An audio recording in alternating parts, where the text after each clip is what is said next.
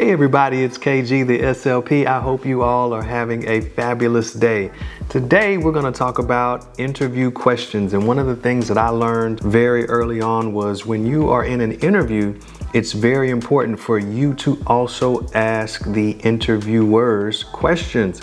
It not only shows them that you're actually interested in the job, but it also gives you some insight into how the company, the school district, the university is ran, okay? So one of the first questions that I ask is who would be my supervisor, or who would be my the person I directly report to. Oftentimes that individual or those people will be in the interview with you, but it's so good to put a name to a face, because oftentimes you may have been communicating by email or even by phone, and again, it's just good to put a name to a face. So I always ask who would be my supervisor. Next up is, what is my productivity? Now, if you're in the school system, productivity is not a thing, or at least it hasn't been a thing yet. But if you're in the skilled nursing facility, a hospital, or any other kind of setting, productivity may be something that comes up. So you want to know, what is my target productivity? Is it 75%? Is it 80%? Is it 85%? Is it 90%? What is it, and what target do I need to hit? Having a super high productivity could give you some insight into how the skilled nursing facility is ran, and you may want to run away from a particular facility or place if the productivity is too high. All right, next up is, how is my performance measured and reviewed? If everything we do is pretty much objective, when we bill for Medicaid, when we are putting in data for progress reports for our scholars, when we are doing these different reports, we have a lot of objective data. Of course, we do have some subjective things, but a lot of it is objective. How are you all objectively reviewing my performance? How are you all measuring my performance? Is it only productivity? Is it something else? If so, what is it? Because when it comes time for me to move up the ladder, or it comes time for a raise, I need to know the metrics that will help me move up the ladder or get a raise. And let me tell you something, always ask for a raise, a pay bump. Get that information up front, because let me tell you, most likely they're not gonna just come and hand you one, okay? I always like to ask.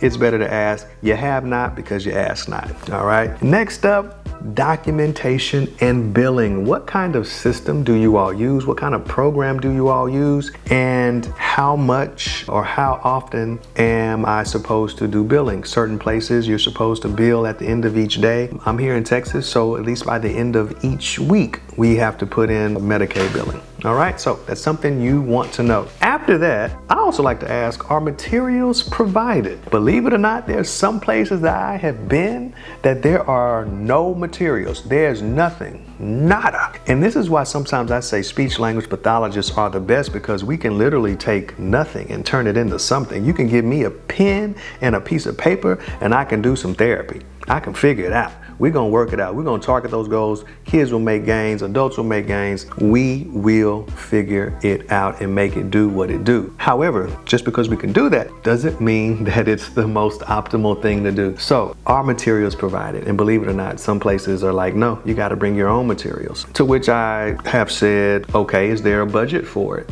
You know, will I be reimbursed for these things? So these are things you want to ask up front, because if you're asked to bring your own materials, that may change whether you are going to apply for this job or whether you're going to say yes to this position or not, okay? So make sure you ask that. Another question that I ask, it's more of a personal question, is to the members of the committee or the interviewers, is why do you stay? That question will give you insight into how the company or the school system is ran. If somebody's been there 10 years, that says a good amount about the company. It doesn't tell you everything, but for somebody to stay anywhere for 10 years in this day and age, it does say a lot. It tells you maybe that they have balance. It tells you that they have a good pay structure. It tells you that they have different things in place to keep people from being burned out. They might have good support, a good support system, a good work system. Maybe the company or the school system or the home health clinic,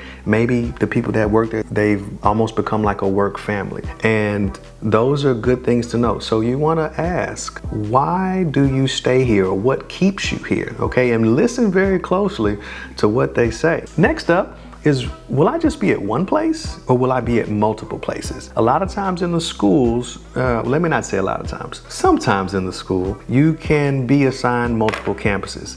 And that might be because one campus is really low with the number of students who need speech services. And so it doesn't make sense to just have one SLP there. So they might have a SLP at 2 different campuses. Or if you're at a skilled nursing facility, you might have to float between buildings at times. But you want to know, where will I be? You want to know that up front, right? Unfortunately, people can lie to you. They can tell you one thing and then you get there and it's something totally different. I've had it happen to me, but do your best to get that information up front, okay? Because if you have to go to multiple places, well then you want to ask about mileage. Will I be reimbursed for mileage? Will I get a stipend? How is this going to work? Because if you have to drive from one city to the next and that's 60 miles just going there and then another 60 miles back, that may factor into your mind as to whether or not you're gonna accept that position or not, all right? Next thing up, this is primarily for the schools, but what's my caseload numbers? How many kids am I gonna have on my caseload? What is it? Is it 50? Is it 60? Are most of these scholars once a week? Are they twice a week? Are they 3 times a week? How long generally are the sessions? Are they 15 minutes? Are they 30 minutes, 45 minutes, an hour? You wanna get an idea of what your caseload numbers are and then also their schedule of service times. Same thing with home health patients, same thing with any clinics that you apply to. You want to know about how many kids or how many adults, how long are the sessions, okay? Get that information up front. The last two, or last one, well, next to last one is the timeline for getting back to me. If you felt like the interview has gone well, you felt like you built up a decent rapport with the individuals in the interview, you want to know, when are you going to get back to me? There's nothing worse than having a great interview and then you're just like, okay, don't know when I'm going to hear from you. Put it on paper. When am I going to hear back from you? Is it going to be 2 weeks? Is it going to be 3 weeks? Is it going to be a week? Is it going to be tomorrow? When will I hear back from you? And I always send a follow-up email. If you have the email addresses, send a follow-up, just say thank you for your time. It was a pleasure meeting you. Do something like that. Just be very professional. Last, and one of my favorite questions, is there any reason you wouldn't hire me? This puts them on the spot. Some people don't have an answer, some people do, but is there any reason you wouldn't hire me? Lets the interviewers know that you are serious. And at that point, you can clarify any kind of miscommunication that may have happened. Maybe they asked a question and perhaps they didn't, I guess, even like the answer, or maybe they were confused about the answer. You can clarify that, clarify your answer, okay? Is there any reason that you wouldn't hire me, all right? So those are some of my favorite interview questions. That is by no means an exhaustive list, but I want you to leave a comment and tell me what are your favorite interview questions to ask. And out of this list, which one was one that really struck you the most, and which one were you like, you know what, I never asked that question? Or also tell me, do you even ask questions in an interview, or do you just show up and just kind of be interrogated the whole way through? But also like, subscribe, comment, and I look forward to sharing more with you all next time. Have a great day.